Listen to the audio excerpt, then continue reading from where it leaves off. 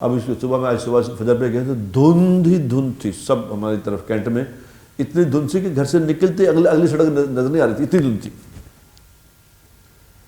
بیٹھو یار آرام میں، اندر ہیٹر لگے ہیں، بس بیٹھو۔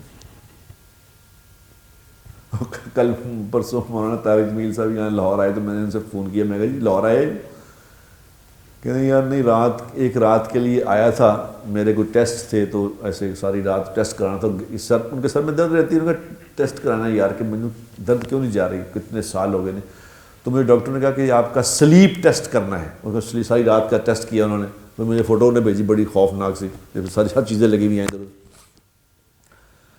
تو کہہ رہے یار اینی ٹھنڈ سی، اینی ٹھنڈ سی، اینی ٹھنڈ سی، میں کہا جی اینی ہے نہیں جتنی تسی کر دیتی ہے، جتنی آپ نے کہہ کے کر دی، مجھے بھی ٹھنڈ لگنے لگ گئی ہے آپ کی اس بول سے، کہ نہیں یار میں تو گھر دا ہر ہیٹر ہی چلا چھڑیا، کہہ رہے میں نے اپنے گھر میں لاؤنج میں بھی چلایا، مجھے ٹھنڈ بہت لگی۔ اب اتنی ٹھنڈ میں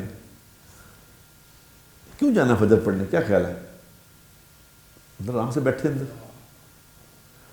یہ جو اٹھ کے فجر میں اس ٹھنڈ میں اٹھ کے جائے گا، اس کے اندر آئے گی اللہ اور اللہ کے رسول کی محبت۔ کچھ چیزیں ہوتی میرے دوستو غیر اختیاری، کچھ ہوتی ہیں اختیاری۔ غیر اختیاری کا مطلب اولاد سے محبت غیر اختیاری، یہ تو ہوتی ہی ہے، اس کو کرنی نہیں پڑتی۔ اولاد کی محبت ہر جاندار میں ہوتی ہے، قدرتی، نیچرل ہے۔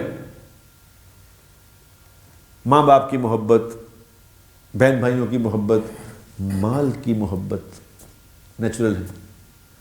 کچھ محبتیں ہوتی ہیں جو بنانی پڑتی ہیں، اختیار کرنی پڑتی ہیں۔ اللہ اور اللہ کے رسول کی محبت غیر اختیاری نہیں ہے، یہ اختیار کرنی پڑے گی، اس محبت کو ڈالنا پڑے گا محنت سے۔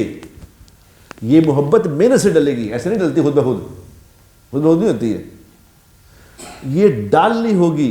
کب ڈلے گی محبت؟ یہ محبت اس وقت ڈلے گی جب اللہ اور اللہ کے رسول کی بات کو ہر حال میں مانیں گے، دل چاہے گا تو بھی، دل نہیں چاہے گا تو بھی۔